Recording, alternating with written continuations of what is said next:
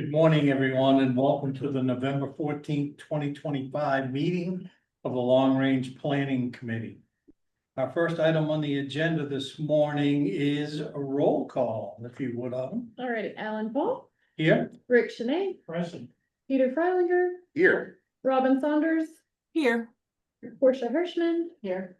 Jean Marie Caterina, Here. Judy Fisher, she's late, Rachel Hendrickson, Here. and then Corey Fellows and John Anderson are also here. Hey, John. And then Karen Martin cannot join us today. She is not feeling well. All right, thank you. The next item this morning is review of the minutes of September the 12th of 2025. Any comments? I abstained. Okay. None for me or Mr. Chair. I propose a motion to accept both sets of minutes as is. Okay, I think I thank you, but I'm going to address them one at a time. Mr. But Chair, I appreciate the attempt. Mr. Chair, I is have a there- question. I have a question. It's Yes, am I a voting member today or not? I just need to know. no, I have enough. I have, Oh, good. So I can just sit here and be quiet. you can just relax today. Okay, thank you. I didn't realize we had to, they rolled over on the page. Are we voting on September 1st? September 12th, the 12th. September 12th, got it. I can't vote for that. All right. All in favor? Aye. And any opposed? See that carried unanimously? Next item on the agenda is the review of the minutes of October the 10th of 2025. I'm assuming that motion still is good, Robin? I'll second it. Any comments? Yes, I was not here, so I'm staying. Okay. Abstain. 1, 2, 3 people abstaining. In that case, all in favor? Any, I don't believe there are any, but any objections? And we do have 3 abstentions. Great. All right, thank you. Item number 4 this morning, or 4.01, is an opportunity for general public comment on items not covered on the agenda. Is there anybody from the public that would like to make a comment at this time? I don't have anyone I online. don't think there is. I couldn't see any. I'm not sure who's in the very corner up there, so. It's Rachel, I think. Rachel? Oh, it's Rachel, okay. It's dark, so I can't really see her. All right, so seeing none, I'll move on. Item 5.01 is to continue the discussion concerning zoning districts related to the comprehensive plan goals with a focus on uses. And again, public comment, but there is nobody online, so we will move forward. And I'll hand this off to you, Autumn, to continue. All right. So last time. Everybody online, can you see my screen okay? Yep, okay. So last time we went over where we had gotten to with the exercise we've been working on for the 8 zoning districts. It was a small group, so we made some minor tweaks, and I thought I'd go over it again briefly with this group now that we have the full group, and then we'll start to talk about what uses go in the bucket. So what we did is consolidated the big sheets that you all put sticky notes on, and we came up with some general descriptions about character, uses, and who the district would serve. And so hopefully you had some time to look at that beforehand. And then we made a few tweaks last time. We added conservation across the board, which I think was really good. And then we also made some clarifying decisions on what buckets of uses would go in either one. And that is reflected in the light gray here. Yes, Okay. so what we're gonna work on today is the light gray, the uses, what work means. And then try to brainstorm what those are, and then see if there's any understanding for different types of uses in the district. So it's more brainstorming, and I'll do it on the screen. I think that would probably be easier than running around the room. So we have the rural farm conservation, and just to remind you all, this was the district that's really about farming and conservation, not necessarily about living. And so what we've come up with is this district, actually Helen did a really good job combining all the thoughts. This district prioritizes conservation, providing an environment which is rural in character. The district is connected with roadways as well as trail networks, which may provide bicycle routes. The architectural scale of the district is generally 1 to 2 stories, with some exceptions in the cases of barns and older farmhouses. And there's the low intensity district allows agricultural uses, which may include working farms and farm stands, as well as related residential uses. Apart from these uses, the focus of the district is conservation for the health and enjoyment of the town of Scarborough and the broader region. And then these uses are intended to serve town and regional residents as well as natural environment. Roadways, trail connections, and some bike lanes connect the district with surrounding districts. So I won't read them all, but that's sort of the gist of how we took the connections and the uses and who it serves.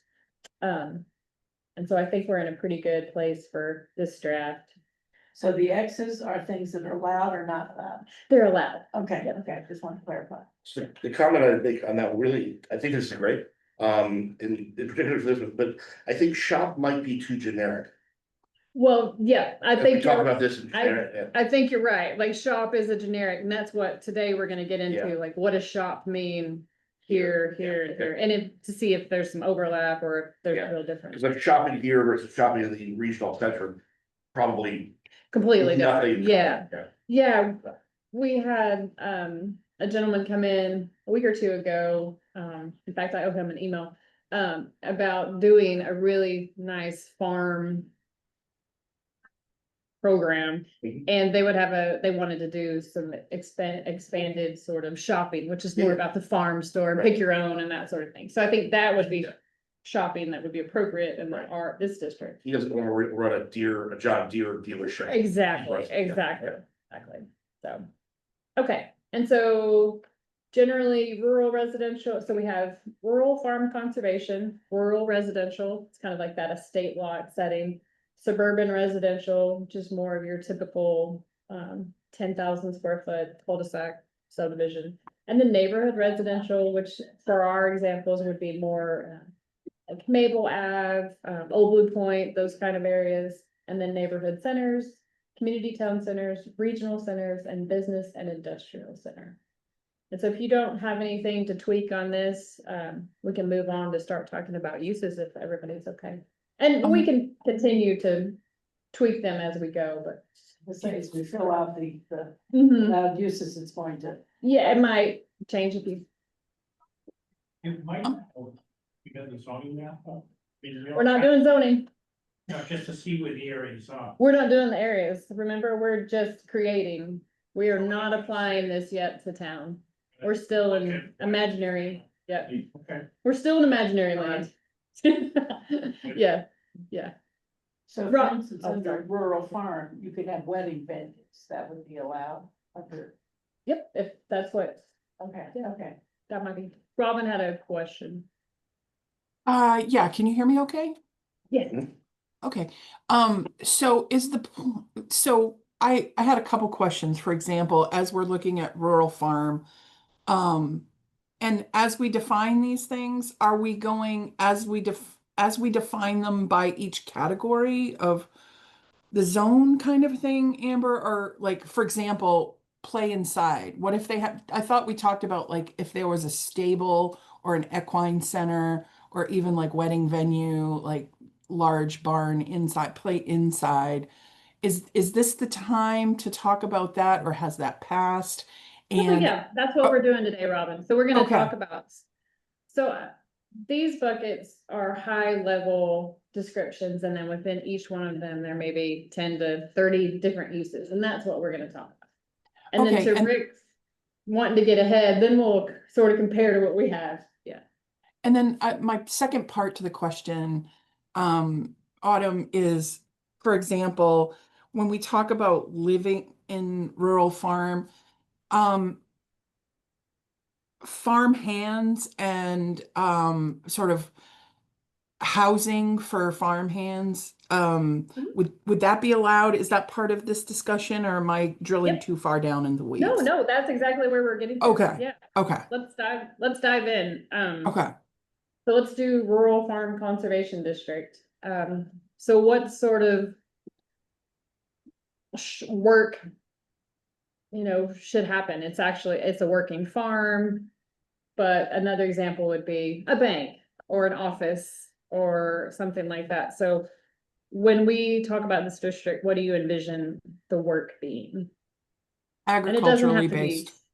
Okay. Yeah, and specifically direct agricultural base, so not agricultural support, i.e. a John Deere dealership. I don't think that belongs in other areas here, but I think it just comes down to growing things, including cows. But I think of it as direct production of agricultural, goods. I was thinking also about animal rehab or a petting zoo or something like that too, that would. That would make sense, yeah. But, you talk about John Deere dealership, one of the problems that people have is how you get your equipment to somebody who can repair it, so. Is somebody who does farm equipment repair. Well, the thing is, if they're doing repair, then they need a space for environmental disposal of things. Which we probably don't want to have in our agricultural areas. We'd rather have those in business and industrial centers or places that have other industrial things going on that would be associated with that. So they already deal with that problem today. Just so I could weigh in, since I live out in these districts and we own John Deere, we own 3 of them. That usually we bring, if there's any repairs, we do bring them to John Deere, but once in a blue moon, they may show up at the farm, so to speak, to do the work. So I'd hate to see anything that limits that, because it depends on what they have to do. So. And I don't think limiting or maintaining equipment on site is. People are gonna do that regardless of whether we tell them they can or can't. Well, you better not tell us we can't. Well, but if we do, you're gonna do it anyway, Gina. All right, I gotta bring you guys out a little bit. John Deere, no, you can fix your own stuff, great. Yeah. What other work? I'm thinking like there's no franchises here, there's no banking, there's no offices, it's agricultural That's right. based uses, or you're producing milk and cheese, it's a goat farm, that sort of thing, right? I hope What you are- include bees. Yeah, And we're fine, bees. Jane. Yeah, we Okay. get it. Yes, we got bees, flowers. Karen had thought about last time a farm experience. And I just posted in the chat, sort of, there's some places out in the Pacific Northwest where they've taken old historical farms and turned them into an inn so that people can stay there and then have the farm experience that Karen was sort of talking about. I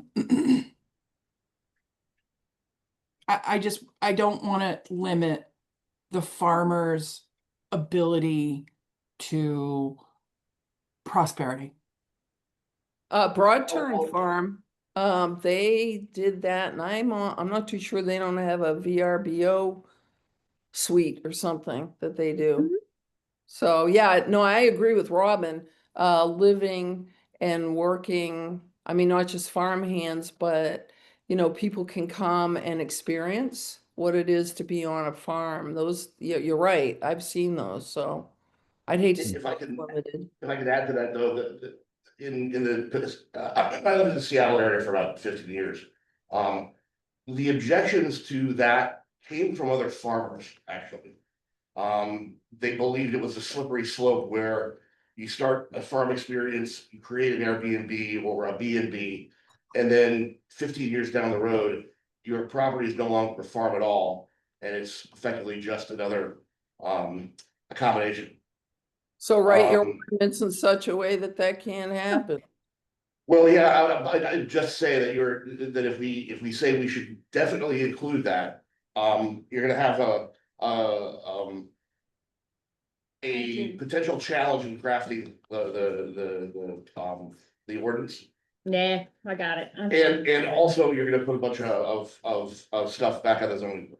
You might, for something like that, Peter, you could basically say that you might have to have a certain amount of acreage for it to be Right. a legitimate Yeah, farm it's- experience. Like I could open a farm experience. I had sort of a mini farm experience in Texas on 3 acres. It wasn't a farm, it was an experience. Yeah, So you're trying to say to not have just the experience, you'd like the working farm part. and I think it might be an income balance or something like that too, because there's a town called Woodinville outside of Seattle, which used to be almost all rural, and almost all farm, and which has been substantially reduced by a winery deciding to become an event space, plus a Sure. restaurant, plus a Yep. hotel, blah, blah, blah, blah, and it creeped over time. Yeah. So there's now a bit of a civil war. I can understand Yeah. that. If you Yep. say no restaurant, I mean, you could provide breakfast, but if you say, no restaurant. I'm just saying you have to be careful about it, because otherwise this category of rural farming conservation quickly becomes something else. Well, The isn't that goal- what the zoning board of appeals is supposed to be, you put the kibosh on things?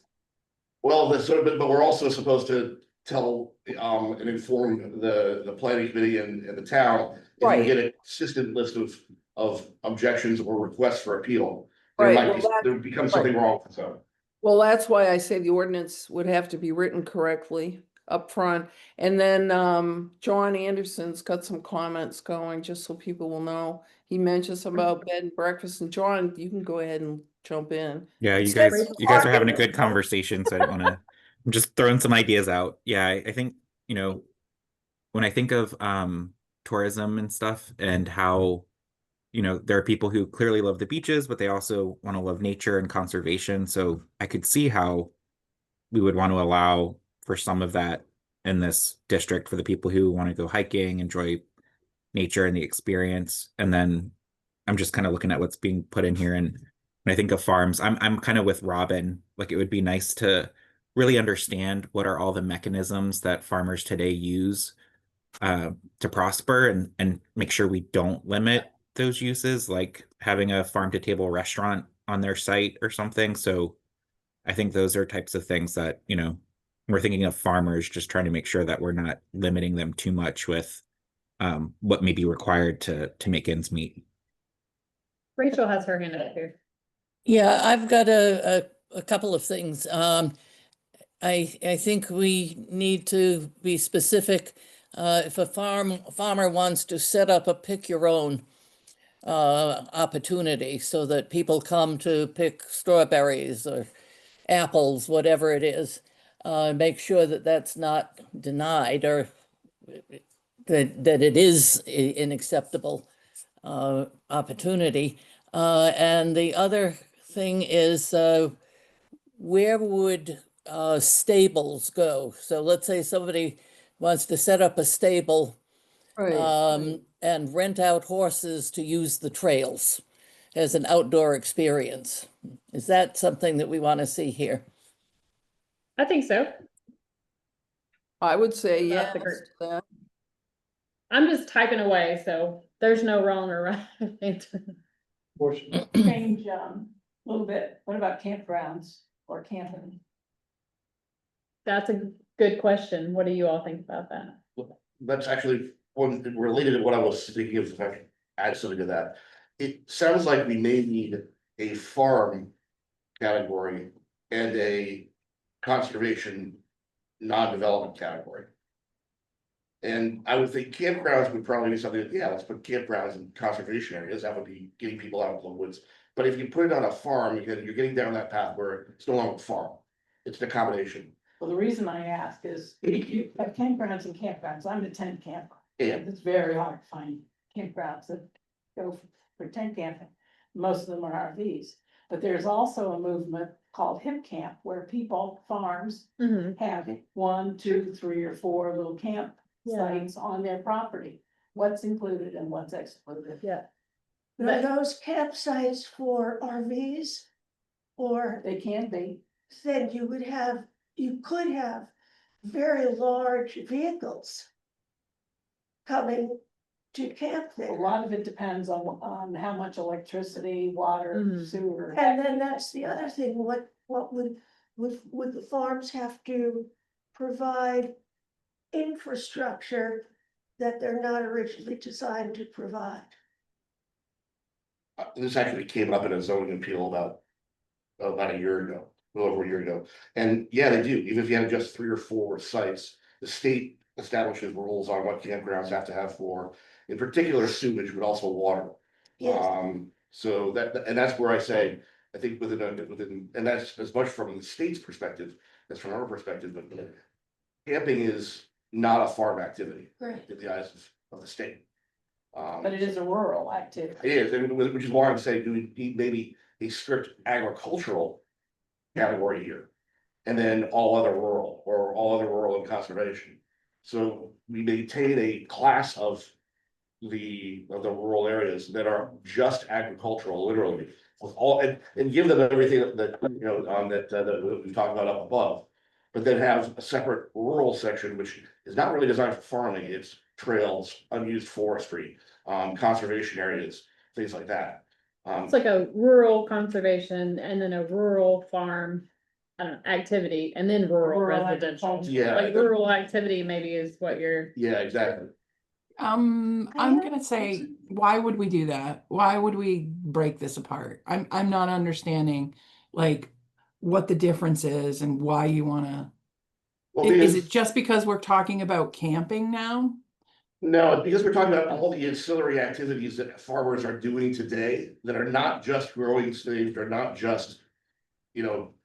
And I keep saying growing, but it's also, you know, cows, chickens, and all the rest, but you know, farmers today do want to do things that generate revenue, that keep them in business. Like sell their property for development? I mean, I think we need to do everything we can to allow them to maintain the property and conservation, and that would include putting up a few yurts and having people stay. Let me finish. I agree. That's what I'm saying. There are other parts of the rural landscape though, where we don't want them to do that. Why not? Because we want to conserve the land.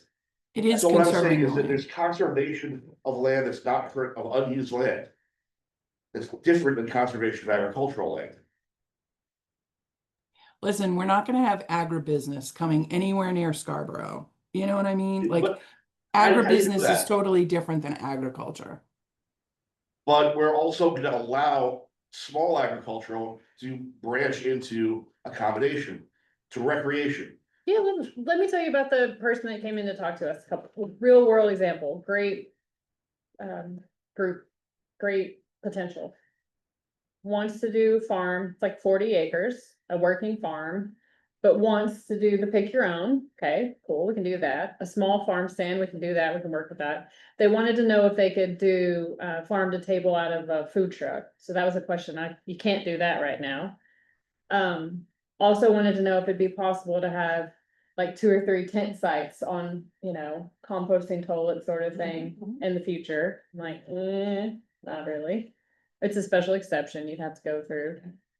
So yeah, but it was the whole picture of what we're talking about, like a little bit of this, because it was like they're trying to figure out all the ways to make money out of farming herbs, you know?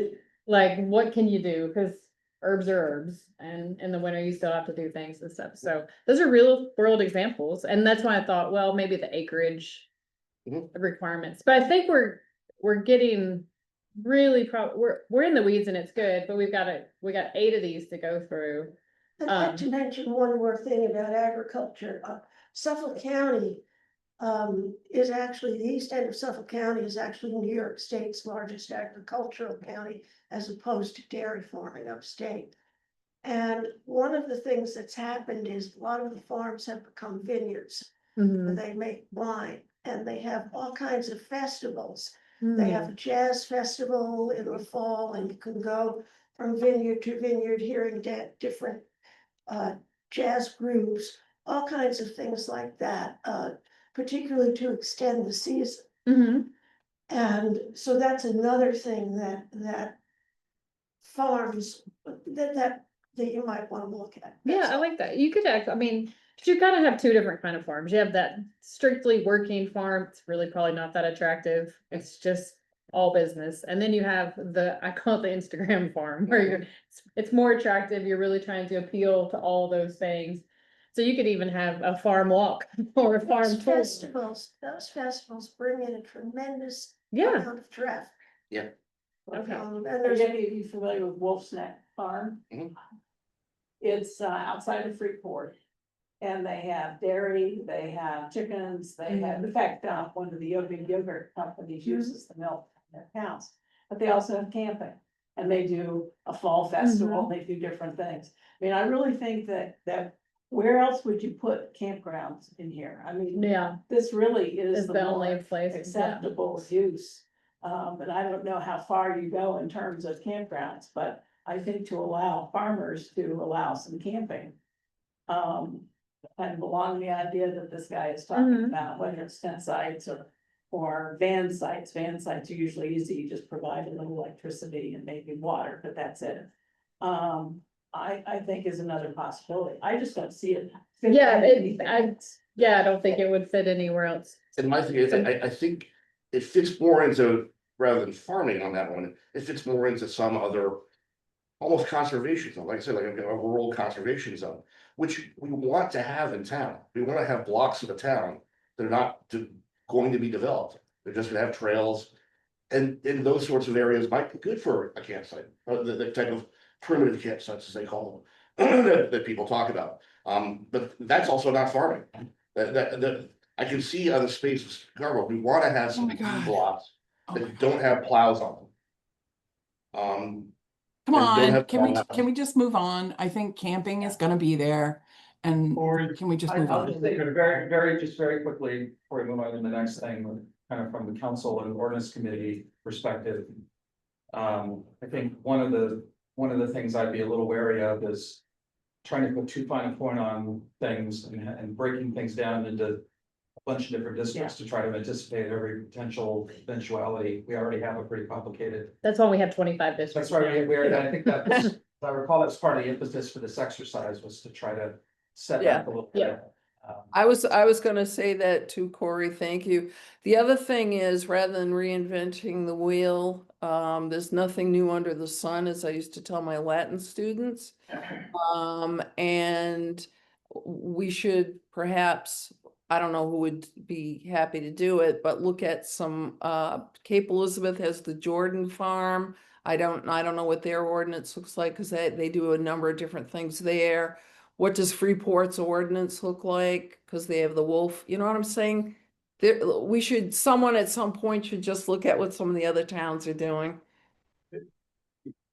Just a thought, and not that I'm trying to change process here. Whatever the count is, I think there's 8 of them here. Instead of trying to figure out everything in town and where would it fit here. Could we potentially accomplish something similar? If we looked at the zones that we currently have. And say, where would that zone fit into one of these 8? No, because I really need you to I need it to come from the top down, because the zones are they get so much into the minutia and they're confusing. Like TVC, there's 4 TVC districts. One will let you do this kind of house, but not this kind of house, or you could do this size. It's just, that's why I'm trying to get away from that, so we can get into the minutia as we go along, but this is a good conversation. I almost agree with you, Peter, that maybe there's an extra one, that it's a rural activity, because we want farmers and other activities, to Portia's point, out in the area that we allowed, like kennels. Exactly, and part of this too is, I think we've got 2 problems from a meta perspective for the town. We've got one, which is all these proliferation of TVCs and what's R2 versus R3 versus R4. But we also agreed that we had a big problem, which is we have RF2, which does everything for rural. Yeah. And that just doesn't work to differentiate what happens west of the turnpike. So we have 2 problems. One is we have one giant rural concept, which allows kind of everything from special exceptions, but doesn't really guide us anywhere. And then we have all these other things on the east side of the turnpike that need to be consolidated. Yeah, we have So- too many over here and one over here. So don't apply the logic that we need to consolidate too much activity to the one district that we all agreed ahead of time is not differentiated, it doesn't have enough meaning to it. So that's what I'm coming to. Yeah, yeah. Okay. Let's go to rural residential. Actually, could I propose we go to one of the neighborhoods? Sure. Because again, that That'd be takes more out of fun. the RF2 Yeah. conversation. Is everybody okay with that? If we go to neighborhood residential? Sure. Okay. Gotta do them all anyway. All right. So this one again is mix of low intensity uses which serve the immediate neighborhood. So the neighborhood residential is denser than the suburban district and has a village character. Homes remain within 1 and 4 stories.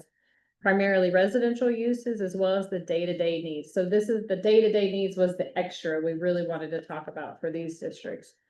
Because today, most of these districts are in the R2 or R3, and so it's just residential, but is it appropriate to add a little bit of extra? So we had work, shop, learn, live, play outside, and conservation as appropriate buckets to think about for this area.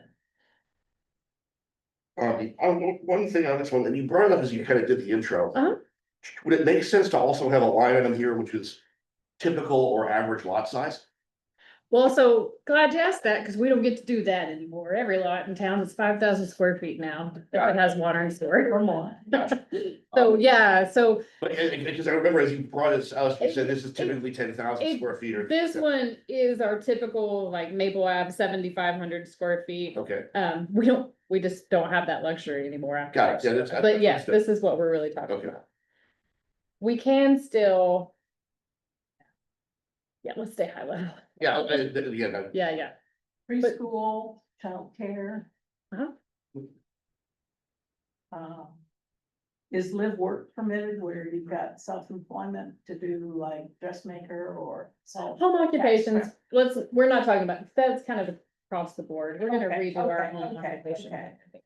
and does learn include both private learning and town schools and things like that, or, You all tell me, is that like a private? yeah, like a daycare, or an after-school, I don't know, computer school, something like that, or, I don't know, I think learn is fairly generic. Yep, it's generic, so we can kind of drill down to see what the appropriate learn is in this setting. Why wouldn't we do public and private? Sorry. Public and private schools? Or learning or child care? Okay. Yeah. thinking. Yeah, Yeah, yeah. but not like, college or, UNE, Yeah, no, just community college. not a, yeah, not a Not- UNE or something like got that. it. Yeah, Not.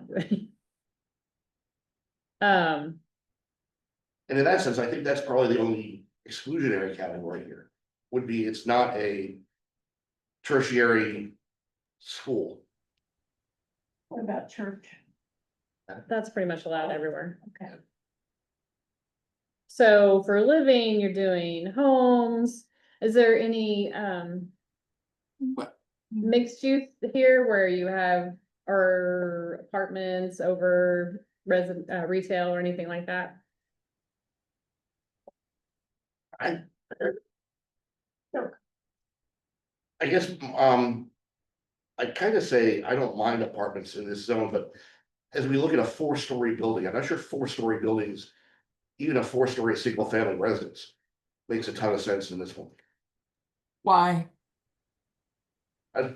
Well, I mean, as we call it neighborhood residential, it's just not the neighborhood residential uses that are traditional to Maine or traditional to how this one's been written, I guess. Is how If we- our reaction now it's written. Robin, more than whether it should or shouldn't be there. I think Go ahead. I feel like in order for us to get any kind of affordable housing, or what is it called these days, inclusive housing, whatever it's called, we're gonna have to densify. I noticed that 4-story, goes across most of these categories, including rural residential. And I'm not sure 4 stories is appropriate for rural residential. Well, we're talking about. That's based on what you all Yep. showed. And the 4 stories was about, and rural residential. Rural farming, it was about like barns and accessory buildings. But let's stay on, we'll talk about that. Let's stay on neighborhood residential, just, But also like to be very careful about, where you talk about shops. That we don't encourage, strip malls, strip shopping centers. okay. So maybe it's not, so there's some square footage limitation or there's, it's Like a cafe- standalone Cafe sort of. versus a restaurant, coffee shop versus a, you know. Yeah, that kind of stuff is, But you so, know, there might be a. You know, Chinese restaurant and this thing in this shop. I think strip malls are sort of the bane of essentially neighborhoods. right. And so strip mall, you could have the same uses in a different setting, but the strip mall prohibition is more about the design standards for how you'll let it to be built.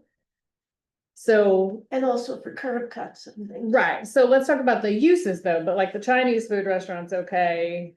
That sort of thing. We're not talking about how it's designed right now. We're just talking about what's an appropriate use. So is a bank an appropriate use? A laundromat. Yeah, that sort of stuff. So work is a bank appropriate in a neighborhood residential district? I say no. I say no. No banks. No banks. There's such a shortage of them. I know, so would a accounting office or an attorney be okay in neighborhood residential? I think it's more like services that support the residents in that neighborhood that are like when I think of what we've talked about in the past, it's like how do we get people to not all go to Hannaford, but like maybe go Exactly. to like a local general store type place and maybe a coffee shop or something that just kind of keeps them a little bit more within their Something you might walk to. Yeah. If it was easy to get to go grab some milk, but you're not going to buy your groceries for the month, but. And doctor's offices, so like Yes. CC offices. And dentist so offices. why is a bank not part of that? I don't like banks. Okay. I'm kidding, just kidding, I love banks. No, but I understand what you're No. thinking though, Autumn, as far as like your typical like Maine Community Bank or Gorham Savings, how they're like, Mhm. they want to be sort of like a small strip mall, right? But why wouldn't they be like a storefront on the first floor of a multi-story actually building? Thinking no banks because of the drive-through component. I don't think drive-throughs are appropriate in the neighborhood residential. And I think that way, Okay, because they're so auto-centric, and I Yep. think neighborhood residential should be more pedestrian-centric. If Got you're it. thinking about like things you could walk to. So I yeah, buy you might that. have like a walk-up ATM. Right, or like, you know how they have the small credit union inside a larger, Uh-huh. like, you know, something kind of a thing. Yeah. I guess I didn't want to rule out banks altogether, but like credit unions are part of a neighborhood as far as I'm Sure. concerned. Is that no I think there's an drive-through? architecture piece here that we need to consider as well. Yeah. That the building should blend in with the surroundings. Well, we're not there yet. So we still gotta Well, figure out. But interesting, if you say no Uses. drive-ins, and I'm No speaking, drive, that's what I'm wondering, is I'm that, speaking as somebody who has been in banking for 25 years. If you say no drive-ins, you're gonna limit the bank that will be there to be a standalone ATM. Or at most a loan office, Mhm. which looks like any other attorney's office or Mhm. accounting office. You have eliminated banking from this if you take drive-throughs out, which I think makes sense, but Mhm. I think a no drive-through component to neighborhood residential is what we wanna encourage, actually. yeah, 100%. But by doing that, by definition, you've got rid of banks. Yeah, you get rid of banks, you get rid of McDonald's. Correct. Except that there's one town in Massachusetts that there's a McDonald's that I pulled over and there was no drive-through and I thought this city is not worthy. So no drive-throughs is sort of the key to the uses. But it's really about serving the neighborhood population. Yeah. So it's the lowest is natural grocer kind of thing. It's a coffee shop, Coffee not shop, the Dunkin'. exactly. So the drive-through is really the difference here. What about mobile homes and tiny homes? Do they fit in this, like a mobile home park? Good question. Can't really regulate where mobile homes go. There's some law changes around that too, so it's just a home. We don't, but are you talking to manufactured housing or are you talking an RV park? No, I'm not talking RVs. Okay, but yeah, so they can go wherever homes can go. That So we don't- sort of, to me, is a little bit of a segue to multi-unit, multifamily, Mm. whether that fits here, and that there's, you know, the reference to sort of what's traditional in town, which is a big part of the ongoing discourse in town, I would say, and Yeah. and issues that people have with places like the Downs and that are not like they consider the traditional typical Scarborough. Some of that has to do with height. So I think, and I'm not my thumb on the scale either way right now, but I think it's something that would be a good topic of discussion within this context. And I wasn't thinking so much of the conversation happening in Scarborough, but as I think of traditional Maine. Maine does actually have a difference between the old town centers or village centers, which will have 3 or 4 story brick buildings and, you know, it's where potentially there would have been a stop on a stagecoach line in 1870 or 1780, excuse me. Or where one of the old branch lines would have gone into. Then you've got the neighborhood centers, which typically were 1 or 2 stories. And if you go to, like, Oxford County has dozens of little places that have a 2-story building with a general store, or what used to be a general store on the first floor, and then living quarters above it. And then you've got the houses. We've got a lot of 3 and 4 story houses. I think, Yeah, but that's a. 1829 was really Old. Well, 1829, the state legislation like it is really. The intent behind it anyway, and the impetus behind it is to try to. In some ways push back on some of that, you know, communities have used zoning. In some cases in an exclusionary way that kind of, and then you hear a lot about character and tradition. And so to me, that's a tricky area. Well, ironically, So for I- us, the I Scarborough, think it's worth discussing here, but it's. for us, the Scarborough to become more like the historical rural towns of Maine would densifies. Yeah. So, Well, My grandparents owned a tenement house in Presque Isle, Maine. Okay. Tenement houses. What do you think of when you think of a tenement house? I think Multi-story. 3 decades. 3-deckers, right? Yep. Yeah. And those are traditional Maine neighborhoods. Go to Portland, Yeah. go to Lewiston. And I really am picking up what Corey's laying down here is like, we can't be so exclusionary that we're saying yes to a mobile home park, but no to going up 3 and 4 stories kind of or densifying upward kind of a thing. No, I mean, we've got to think about, let's think about the land, okay? There's only so much land and we need to get people where we want them and where Okay. it makes sense for them to be. so you were in this area, you can really live in all the different ways, basically. And that's basically, we're gonna have to say that in every district except industrial anyway, so for 1829. So I think we're done. Play outside. What about play outside? Is this an area where you would have ball fields or anything? This is your neighborhood residential. Would you have obviously parks?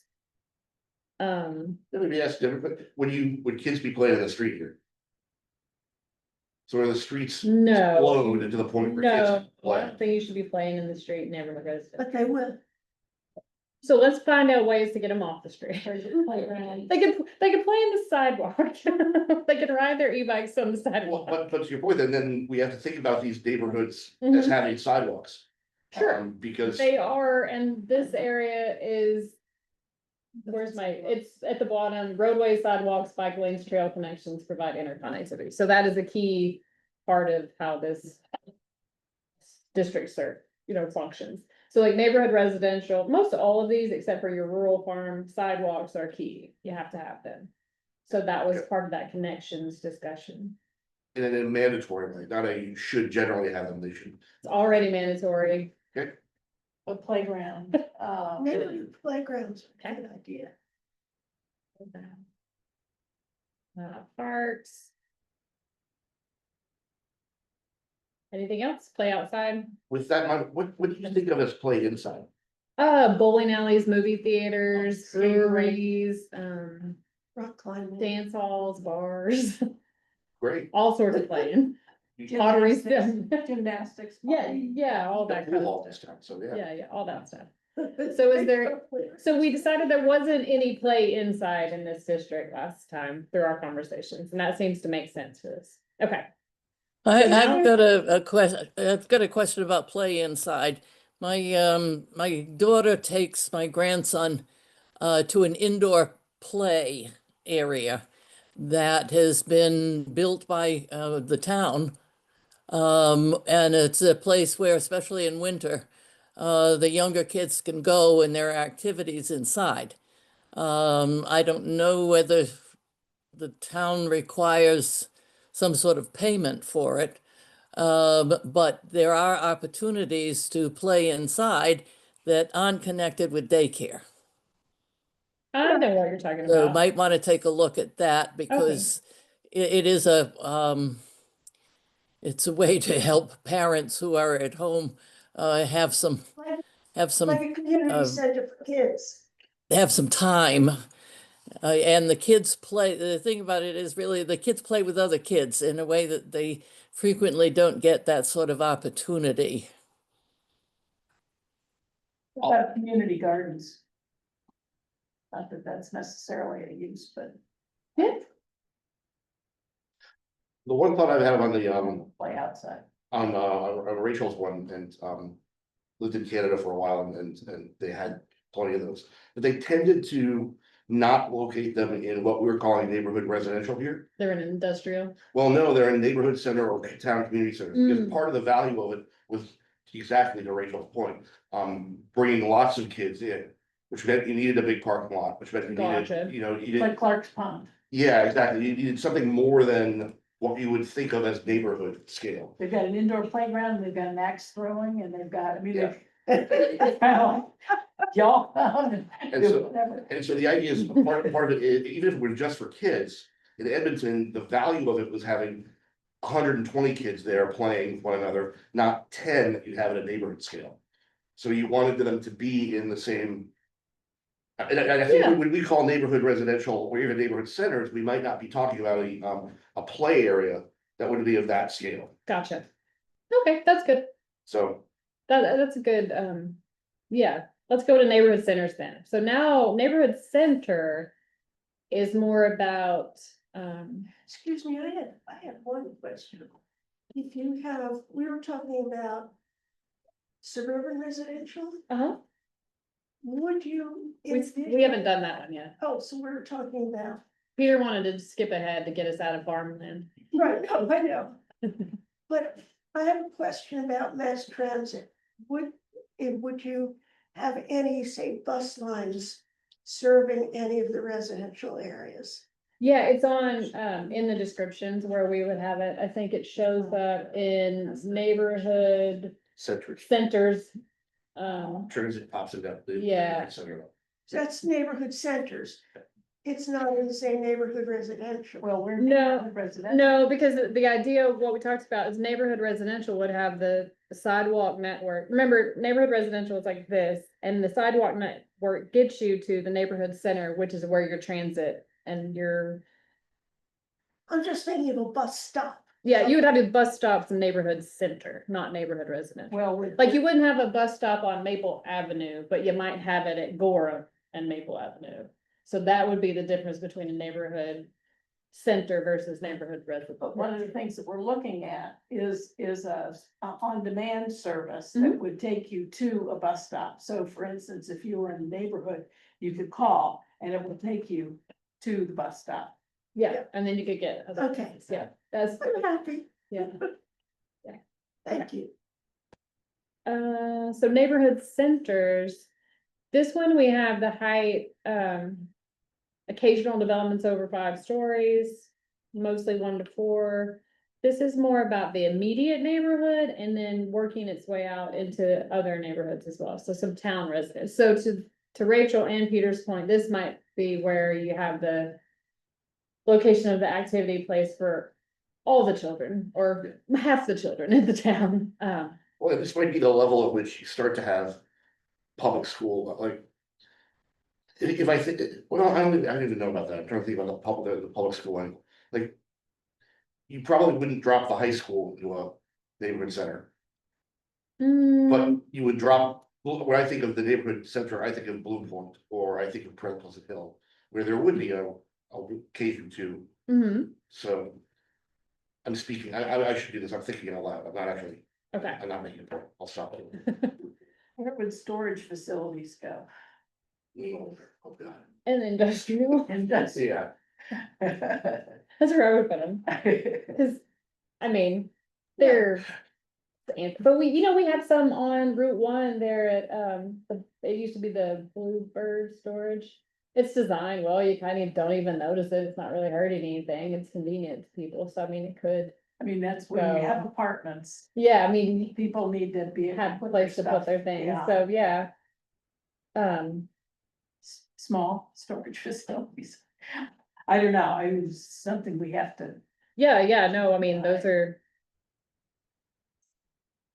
They're ugly. Well, the one on Route 1 is not ugly, it's nice. Now, the metal ones that you could do in industrial Right. centers are ugly, but like when I moved here, that's the first place I went to, is my storage building. Okay.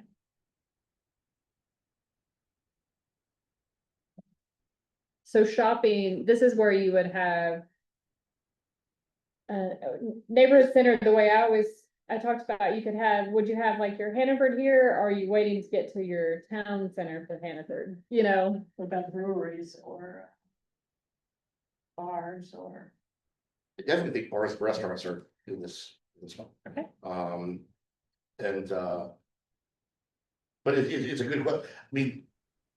Hannaford seems to be willing to drop a Hannaford's anywhere, Mhm. so, it strikes me if. It's not a bad thing for the neighborhood center to have, a scale grocery store, like more than just a convenience store to get. Mhm. Bread, milk, and sandwiches, whatnot, that a proper grocery store, so. I think yes. I'm gonna put banks here. What do you think? Rachel has her Medical hand up. offices. Yeah, I'm looking at the small storage facilities. I think the difference is whether they are internal storage or external. Mhm. In other words, the external storage tends to sprawl Yeah, all over the yeah, place, I tends to agree. take up, I think, more land. The perfect. internal storage goes up. Yeah. So Yeah. that the prime storage off of Route 1 at the Enterprise Business Park, they don't have a lot of parking spaces because people come in, grab their stuff and leave. I had some, I've used them. So I've had the opportunity to see how it works. And when you look at it, you're not sure what it is. I mean, you don't say, oh, that's storage. Whereas when you see all of the a row, excuse me, a row of These and boats. garages essentially, Not that says storage. So you might want to take a look at saying internal storage in that area. I think again, it comes down to the architectural aspects of the property Mhm. to the surrounding area. You just wouldn't want, the orange door facilities Right, in a neighborhood, you Right, know? right. But if you take a smaller storage building, like cold storage building at the end of Enterprise. That could blend into it, so I wouldn't necessarily wanna restrict that, it's And more more of a. relatedly, what kind of parking? Kind of parking Yeah, lots well, in this. parking field, yeah, required will- but it's, you know, does it blend in? We're now out of the 18-29 zone of residential too. We can set limits on lot sizes or on like store footprint, so. Mhm. We could say here that at the Commercial. residential center level, maybe throwing it out there, the number's arbitrary. No storage greater than 5,000 square feet. Yeah, we could do that across the board, like, we can do that later. Yeah, Let's okay. just talk about, yeah. As I think of it, that Mhm. seems to be, do we drop a Hannaford's in, but we don't drop a 25,000 square foot Hannaford's. Yeah, like, But do we drop a 10,000? Yeah, maybe. And do we talk about what our intent is on parking too? Because, you know, No, like exactly. a lot of these things that we're talking about, like, for example, when we were talking about neighborhood residential and, you know, do we really want like that Long Creek or Mill Pond thing with that ocean of bad pavement? Like, we want a bus to come and drop off kids and then leave kind of a thing. And how big do we want the Hannaford parking lot to be? How big do we want the storage facilities parking to be? I'm just thinking, can we minimize sort of, I'm thinking low impact development here. I'm thinking, why do we want an ocean of pavement? So in the last two categories that we've been talking about, I'm wondering where we contemplate parking and our intent to sort of either limit it or embrace it. And I'm right there with Robert on this one. I think that we're in these zones, we're starting to a world where we can have indirect controls that achieve what we're looking to do. That doesn't make us say you can't have multifamily where you must, thou shalt do multifamily, whatever. We define the indirect parameters that shuttle people into the right choices. That's where mass transit and sidewalks come into Exactly. play, because when you've got mass and people, it supports both of those things. Yep, and then you could say, we're gonna limit parking, and you've achieved the objective of, okay, if I can't do parking, Walmart's not gonna be here. That's by definition, because their Yep. business model is based on that. It doesn't fit their it's similar cookie to that. cutter. Hmm. Right. And so, you know, also Autumn, I haven't been following sort of the MS4 requirement on low impact development. I remember Angela came to us a couple of years ago saying Oh. we really needed to We think were- about that. And so how does this, you know, is there a way that we can proactively embrace any of that we know is coming Yeah, down the road? it's required and we're actually working on it now.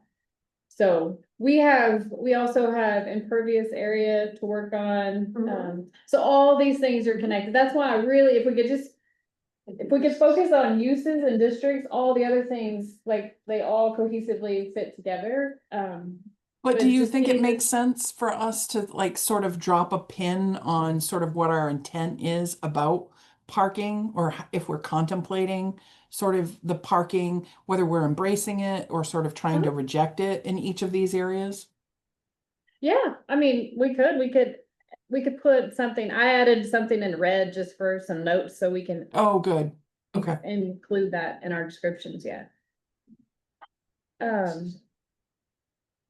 Okay, so And so small shops. small shops.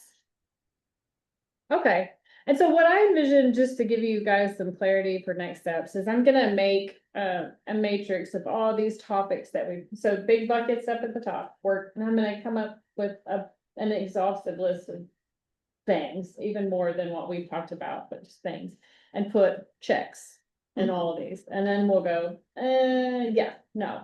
And some of those may already include, so the way I have it set up, they may already include some size limitations.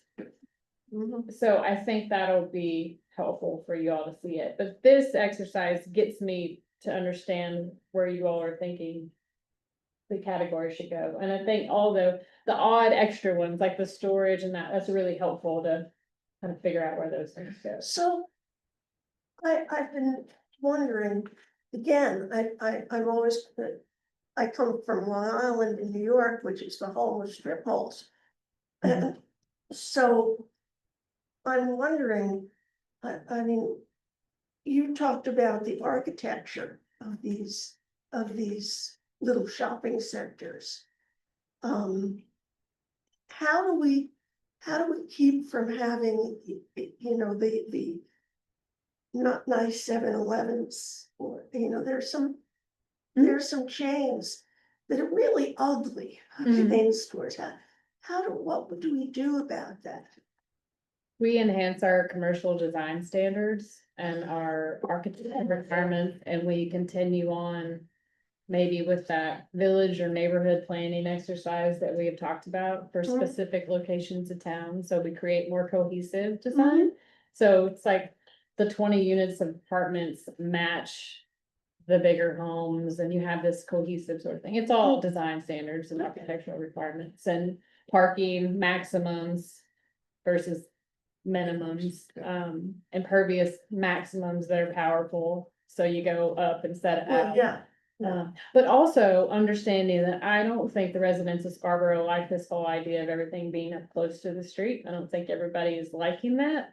You can still do the same thing. I think there's important to incorporate our trees more. mhm. I'm hearing that from the public and just general observations. And so our design standards may need to flip around a little bit. So yeah, that's all on that. This is just way out there, but what about flea markets and concert venues and those kinds of things? I would think those would probably go in your regional centers. Okay. And like a flea market might go in your business and industrial center. That might actually, we took shopping off, but that might be a place. No, we kept shopping, but that might be a place that could happen, because you need a big Right, area. right. And you think the old schools where they show up on Saturdays and Sundays outdoors? Or, yeah, okay. There's one of those in Arundel, an antique mall that has like a field with tables that stay out there. Well, there's All one around. in Edgecombe. No, it's not Edgecombe, it's actually Wiscasset, I think, but it's like a permanent thing. I mean, they have their little sheds and so on, Gotcha. but, Well, on the corner of, what is it, Route 1 and 198, that old Orchard Beach, there used to be, that area was always every weekend. People brought out their wooden tables and it was there every weekend since I was born. yeah, it's still summer. Yeah. So do we want those uses in town? Well, that's what I'm saying. Yeah. Exactly, yeah. But just to say, throw those two things out there, concert venues and flea markets, just because those seem to come up, particularly in small towns. Some areas use fairgrounds for flea markets. Yeah. We don't have a fairground. But like the Mariners training facility, that's going in, or is proposed for the Downs, and the Downs is a regional center, so that sort of would make sense to me for a concert venue as well. Actually, flea markets, that would make sense to me in the innovation district or those areas. That's kind of where they ended up back in the day. I think that land's too valuable. Too for that. expensive. So yeah, you're right, but back in the day, it's. But I think true industrial, more like Pleasant, maybe just Washington Ave, that, I don't know. Yeah. We'd have a spot for a flea market. Okay. So I think we got through neighborhood center. So this is where we start to introduce transit. We have bike lanes, we have sidewalks, we're connecting neighborhoods. So then we get to community town center. And this one is our more intense one. So this one's where we really, I think, Hotels, motels. yeah, like that kind of stuff. I think that's where we start to see this. Can I ask, is the town center still densified such that big box is only in regional center? Or could big box be in community? I don't know. What do you think? I think regional centers, big box.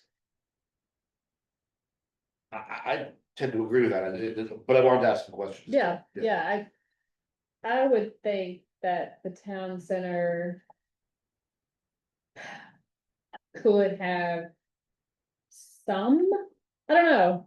You got Costco sitting right there. Well, that's a regional center. I Okay, totally. but I mean, put that's why. But where Gallery Boulevard, Walmart and Lowe's and all that, is that a regional center or is that a community center? No, that strikes me as a regional. center. Regional, okay. Okay. So everybody's sort of in agreement with that, so, okay. And like Maine Health Facilities is regional center, not community center. So what's the difference between community center and a neighborhood center? Let's talk about that. Nothing Well, really in nothing. Scarborough. In our imaginary town, what would be the difference? Community sounds broad. Than, yeah, I mean, region. The neighborhood center versus like the District. town. Yes, yes, yes. You, then, sounds like it's something that would be used by more or less everybody. Exactly. So- So like that's where your high school would probably be, or maybe your Town hall, town hall, your facilities, that sort of thing. your main library, whereas a branch would be in the neighborhood center. Yeah, I love that. Okay. Let's see. Now I have a question, so. Unless I misheard you, you were saying that something like the Downs is a regional center, Yes, that's how it's actually even defined now. and not a community town center. No, How do you differentiate that then? What? well, so How it- maybe part of the Downs could be a community town center, maybe where Market Basket's gonna, that's why I'm trying to figure out like the uses, like where Market Basket's gonna go, but there's gonna be big boxes there too.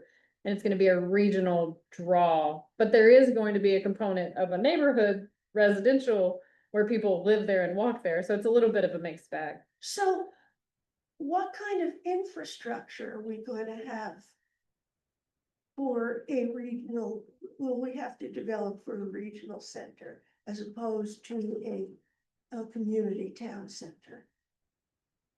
Infrastructure in regards to water and sewer or roadways or.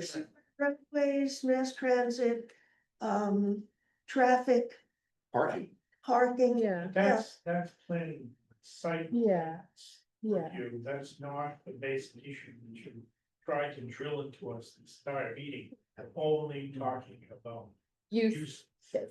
If you can't do it, you don't get what you're about.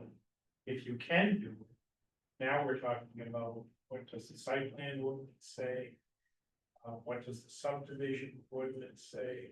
What are some of the other sub ordinance provisions say about how a project gets developed? But right now, we're only focusing on uses. Very general. focus, Yes. Seems to. Would this community or town center be where a UNE could go?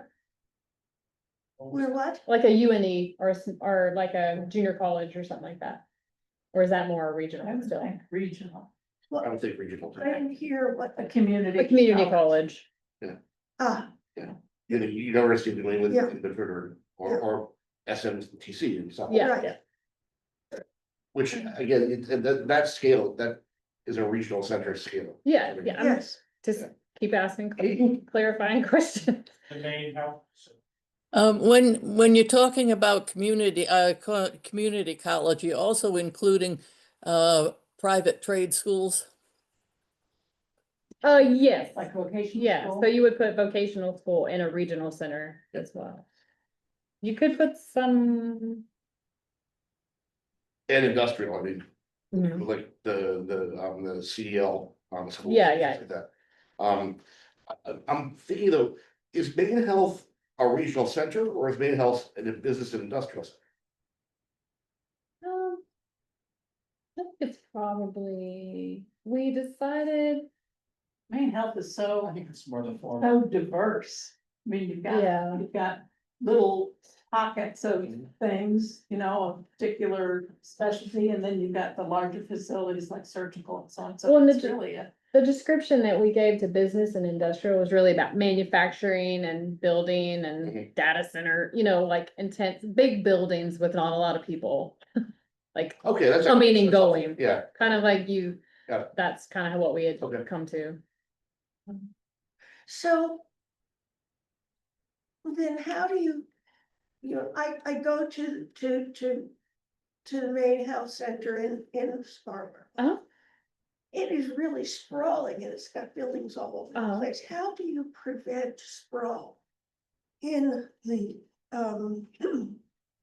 regional center? if you're talking about up at the connector, that came out of an old Kmart. I mean, that was a building location that actually got repurposed. It just goes back to design standards again Yeah. and what, Okay. bulk and Same bulk with standards, yeah. the Maine Health on Route 1, that was, can't remember what it was, but it Kmart. was that a Kmart too? Kmart. Now came in. All right, so I think okay. I have enough to get you to the next step next time to give you some more. This has been good brainstorming, but next time we'll give you some more specific things to react to, and we can cross them off. Actually, one question on the business industrial center, bit on the record is housing on that one. Do we want to say business industrial centers should not have housing? Yes, Because we don't say that here right now. I do. Yeah, we do. You can't live there. We took off live for, see how it's blank. It's the only one that you can't live in. Okay, we have to update the uses then, because it says with some connected retail, workforce development, and living quarter uses. Exactly. Oh, let me delete. Mhm. Good catch. So yes, see the text. Where do we find housing for, like, workforce housing?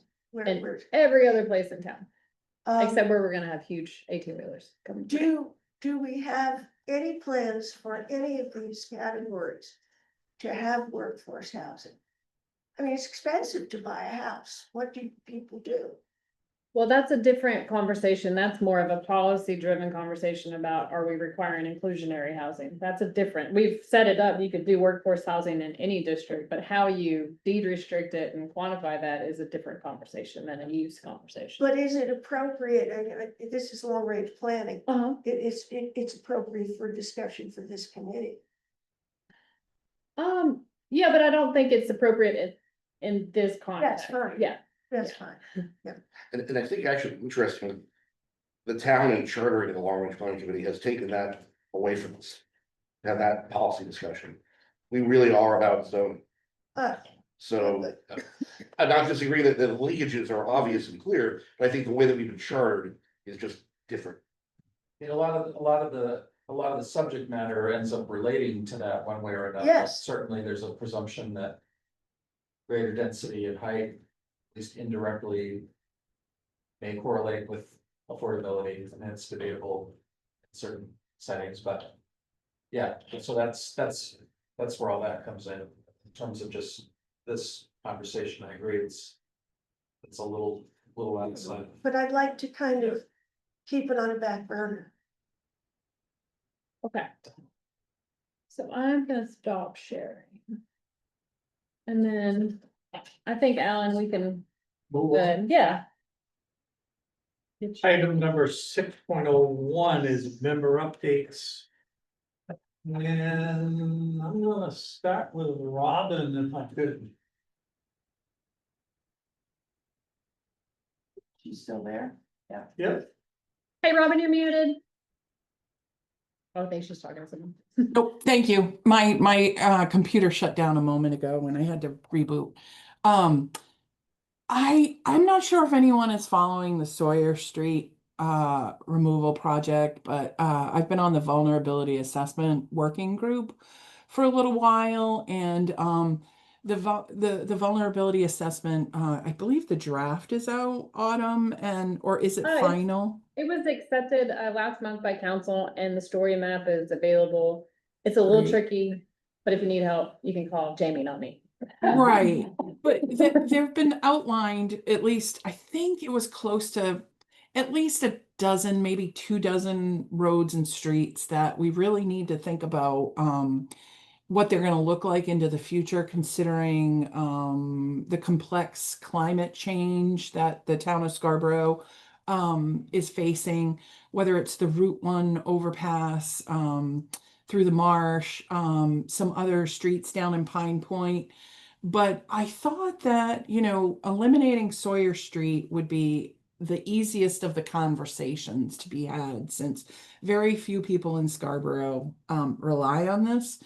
And I'm just really disappointed that, long story short, I think that Jamie and the rest of staff did a great job teeing up all the information they needed to show that Sawyer Street and all this list of a dozen or 2 dozen roads in Scarborough that are extremely vulnerable that we need to think about sort of either phasing out or understanding alternative routes kind of a thing. I'm just really disappointed that that project that was grant funded to remove Sawyer Street isn't moving forward. So I was wondering if anyone from the council can speak to that. I'll take a crack at it, and John. I think John left. I'll do it. I'm sorry. Usually you can count on John. Yeah. I'll talk. So yeah, I just speaking for myself and certainly the majority of the council, we share that sentiment. And the fact, in some ways, this seemed like it should have been kind of a layup. But the fact that there were multiple jurisdictions involved, and Cape ended up going in a different direction, obviously complicated things. And so the council did vote at its last meeting to basically abandon the abandonment, so to speak. It could always come back. We have to sort of start from scratch, and Cape would have to be, town's legal counsel has advised us, Cape would have to be treated as an abutter now that they're no longer a party to the proposed solution. And so the council's vote at the last meeting was really a kind of a procedural thing. We really had no other option at that point. There was no viable path without Cape being on board. It could certainly, as I said, could always come back.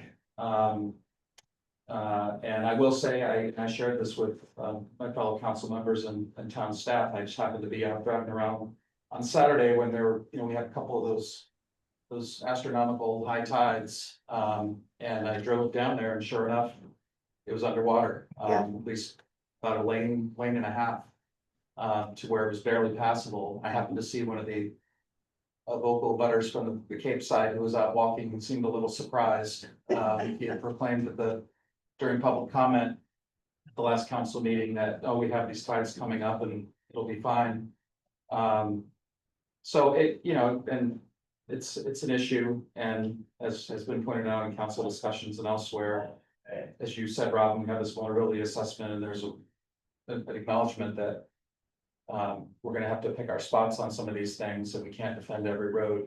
And obviously, and as I said at the council meeting, certainly a corridor like Route 1, which is a town and regional lifeline, has to be a priority. So, and we know from that experience that it's not going to be easy or cheap to do.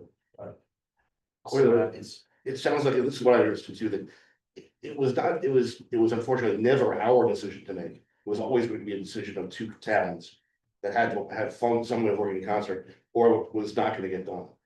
And to me, it sounds like some of the other roads that have come up, like Route 1, like the Payne Road, which is Route 9 as well.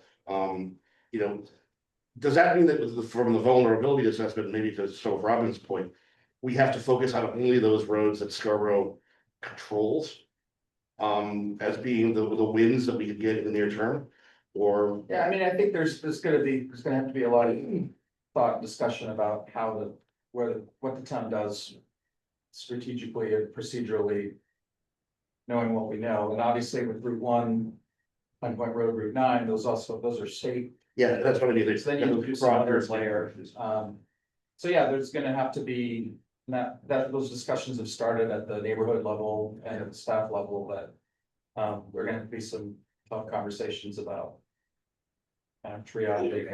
Yeah, thank you, Corey. And I just wanted to add that what I heard was there is a glimmer of hope that it may not be dead. In that I hope that the town of Scarborough is not necessarily going to be putting any more money into that road, because honestly, I am willing to go knock on Phineas Sprague's door and say, since your family has been using this for the last 200 years, how about your family pay for it? Thank you. I'm done. There did seem to be some consensus that there's not a desire to pour money into that. We could have priced Town money. Hey, All right, thank you. I'll go to Corey. Rachel. Rachel, you're off, Mike is off. Thank you. The planning board, the agenda for the planning board is quite light. It's kind of typical this time of year, nothing much is going on, and then with the new year and the new building permits opening up, all of a sudden, January, February, March, the agenda gets really heavy. But it's light this time. The one thing that's coming up is something that's come up before and is the town, I think, has struggled to figure out how best to handle it. And that is, I think it's called the Village Commons. I just call it the old firehouse development. And along Route 1 with Rosemont Market and Harbor Fish.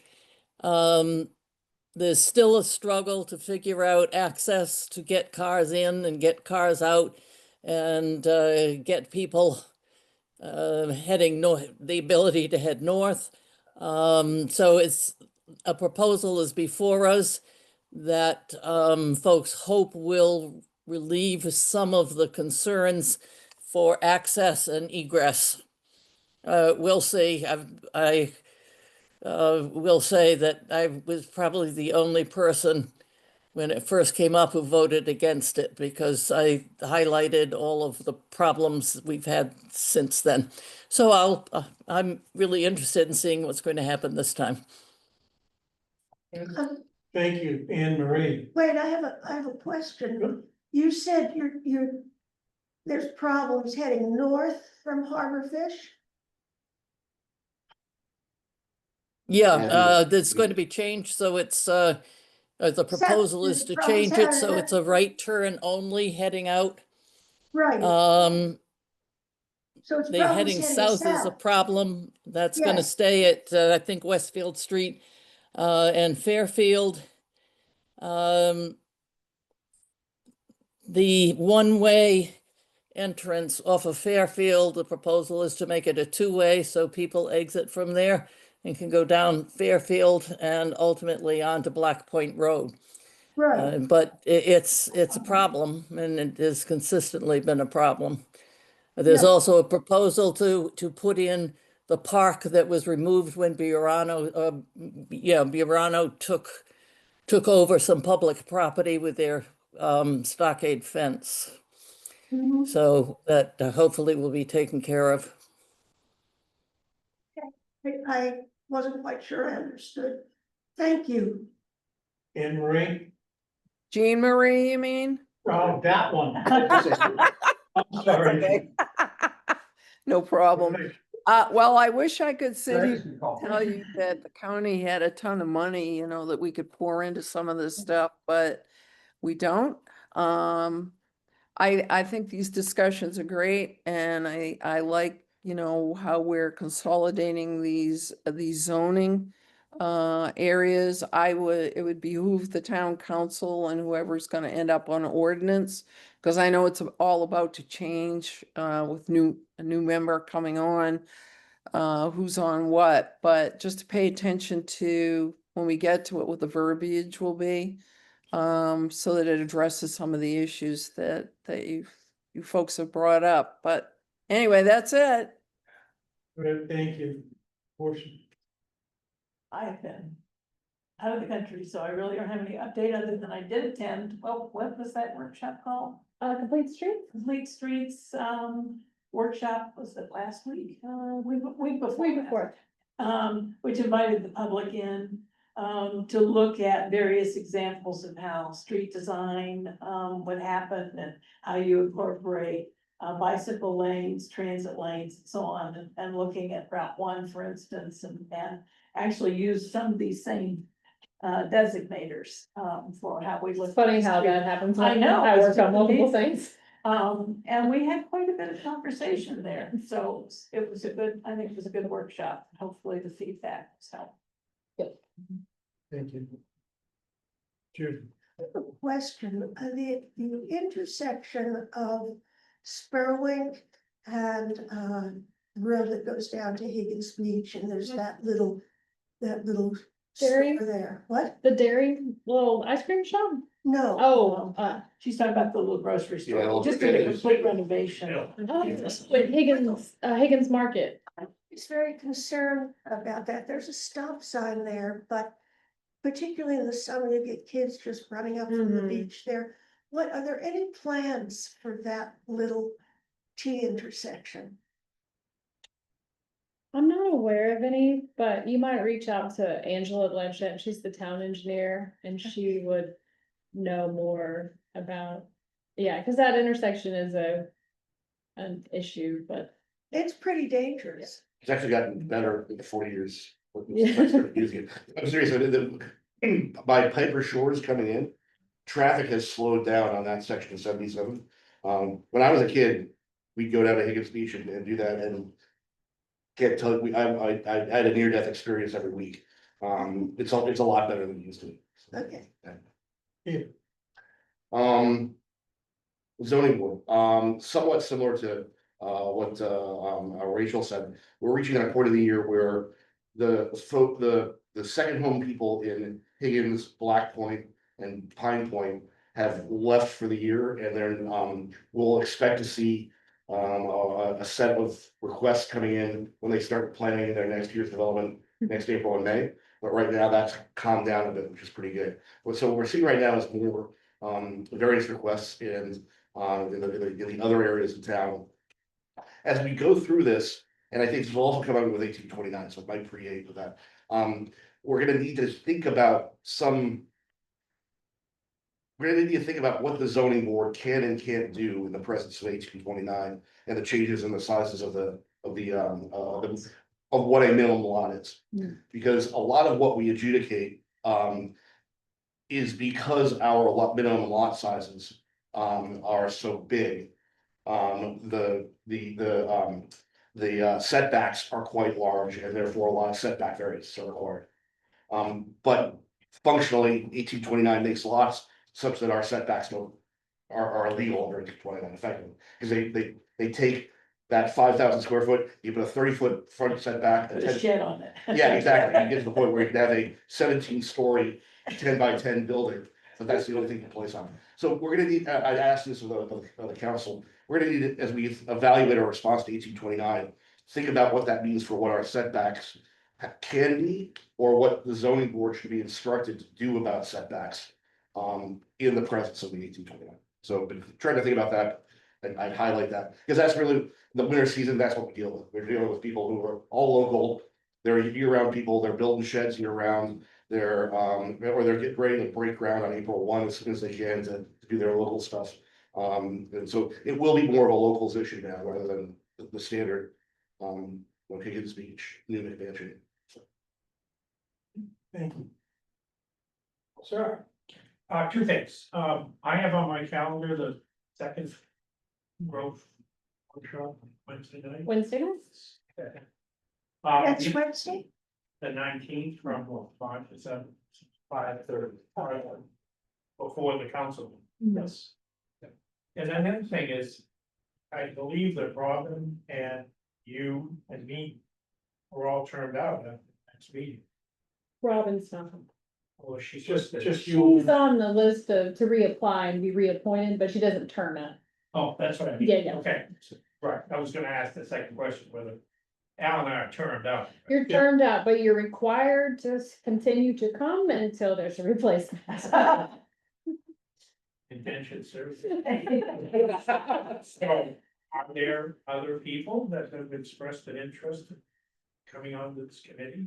There, the town clerk gets all of those, and I checked in with her last week and I know she has some, applicants, but the newsletter that's going out will do a whole, like, we have some openings, blah, blah, blah, so we'll see, who reapplies, but then the appointments committee for council has to meet and make those recommendations. So first, that appointments committee has to get formed, and then they make their recommendations, and then council has 2 hearings on it, 2 readings of it before it goes into effect.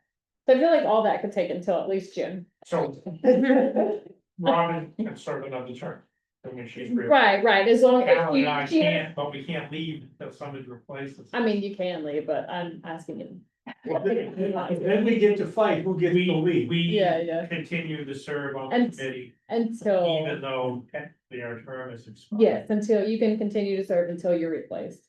And so if the appointments committee saw that there were no viable applicants, you could continue to serve. I'm an alternate, I'd be interested in serving on as a regular member. Okay, and that's something the appointments committee considers placement on how Any- they, yeah, New they, committee member would, as I understand, automatically be, it's not automatic. in other words, you. Well, it's not, that's Oh, not it's not? automatic. The appointments committee makes those I can determinations. justify that. So how would I do this? The appointments committee makes the determination. I can't talk today, the determination So of. my who does. question is, should I let the appointments committee know I'm interested in becoming a regular? You could, member? yes, reach out to whoever that new appointments committee would be, yeah. That's all I have. Right, thank you, sir. Cory. Yeah. I just would like to say that I am termed out of the planning board. So that means that I will not be the liaison next year. I don't know if it'll be the chair or whoever steps forward, but even if I have to stay on the planning board until somebody else is appointed, I won't run for the liaison.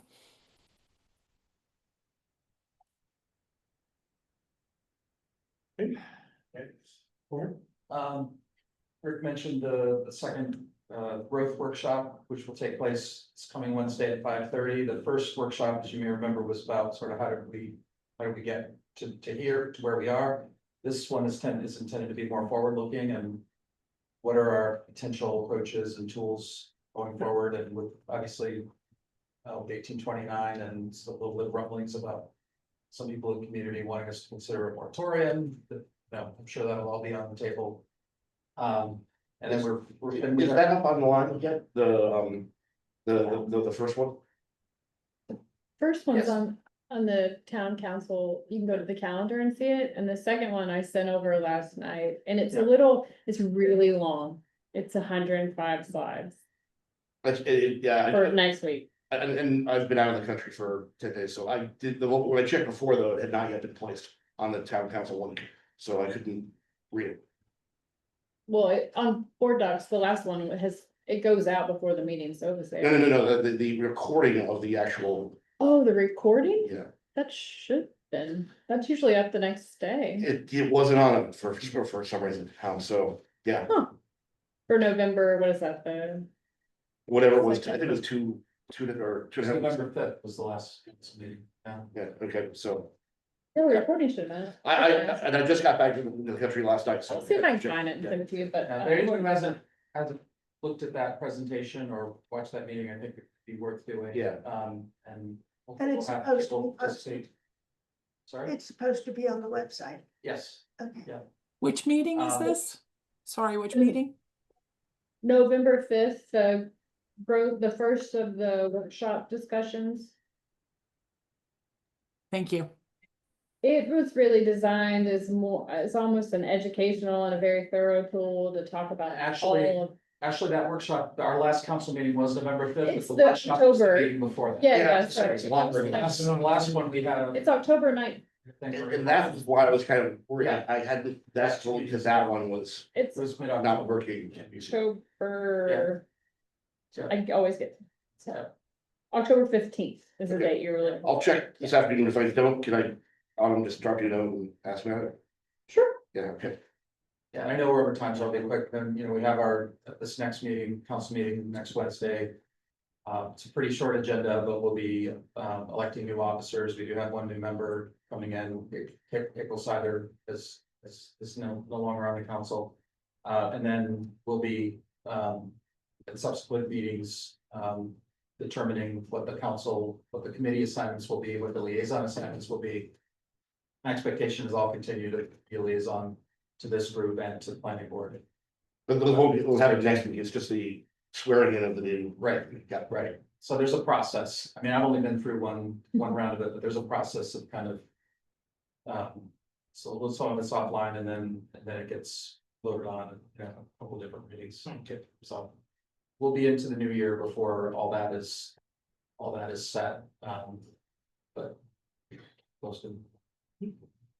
No, Yes, as Rachel mentioned, we have planning board on Monday, so I think the most interesting thing coming up is probably the Firehouse Village, site plan amendment for traffic access, which we've gotten positive comments on from public safety about, which is encouraging. We also have the amended master plan for 40 Higas as they're working out, sort of stormwater and site access and things like that. We have a zoning board advisory opinion that they'll be reviewing, and other than that, we have a public hearing on the zoning. Which one is it? LD 429, it's the parking, yeah, off-street parking. Yep. Yeah, so some amendments to off-street parking following. 497, sorry. Yes, 427, 427. We got 427, I'm guessing. It's a lot of numbers. And a minor site plan amendment as well at 34, that's it. Quick question, I know that 1829 mandates new training for this committee, planning and It's zoning. just planning board and board of appeals. Gotcha, so not us. Yes, you're off the hook. Do we have any, timing on that, or do you know? It's 6 months, but I believe Okay, Doreen is running a check. I believe everybody that's on our boards has already been through training, like MMA training. Yeah, So I think yeah. we're all good. okay. Yeah, Got it. we normally do that, so that one was. Okay, got it. So this was more for those towns that are. Yes, yes, I think that one was a green light, correct? So, I put on your packet some information about a workshop that, Metro is having tomorrow. Here at Town Hall Public Safety from 2 to 4, town staff is not, it's going to be there, it's a Metro, meeting to get input on. Portia talks about it, the micro transit and then some additional stops and how the lines work in town. So that's tomorrow, and then I also put a FAQ that the Maine Housing Group, the acronym is now MACA, I think, put out about an FAQ that's sort of general for 1829. The presentation next week, I alluded to, Corey hasn't seen it yet, it's really long. And it takes every recommendation and strategy from our comp plan, our vulnerability assessment, transportation, parks and facilities, master plan, open space. And says, here's what all these plans said we need to do, and here's our status. And so there's a lot of it that we won't even get to at the council meeting because it's just status, but it's for the public and council to use. And then it talks about LD 1829, 497, and 997.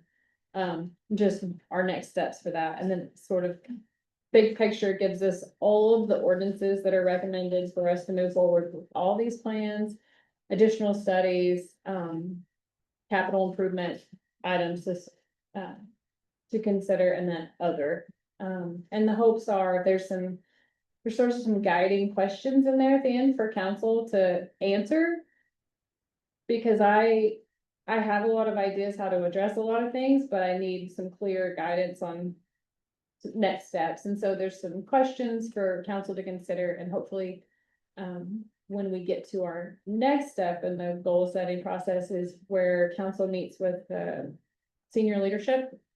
We can get more into the weeds on that, and then council hopefully will pick from the list of all the things for council goals for 2026. Has 1829 been adopted? Oh, yeah, Okay, it goes into effect next July. okay. And there's some draft rulemaking that's included in the council packet for tomorrow. Some of it is, there's one section, most of it's pretty easy, but there's one section, it's really confusing, and I'm going back and forth with attorneys and the state people trying to figure out what it means. All right, just a couple of things on my side of things. Last Tuesday, I think, a week or so ago, SEDCO had its annual meeting, very successful. What is SEDCO? Scarborough Economic Development Corp. Thank you. And, you know, we handed out our annual awards for local businesses. And I think the meeting was very good, very well received. And, very happy to let you folk all know that. And then lastly,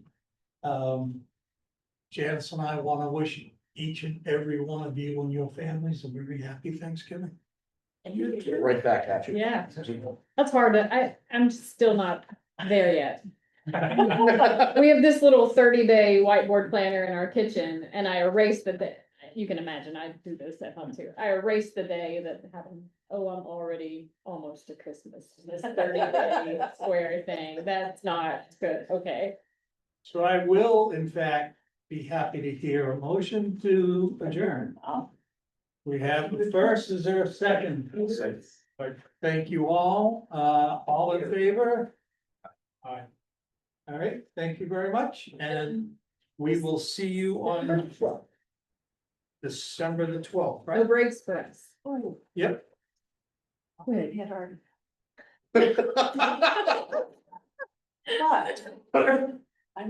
You don't hear that very often. I know. If you don't mind. I still might be able to. Bye all.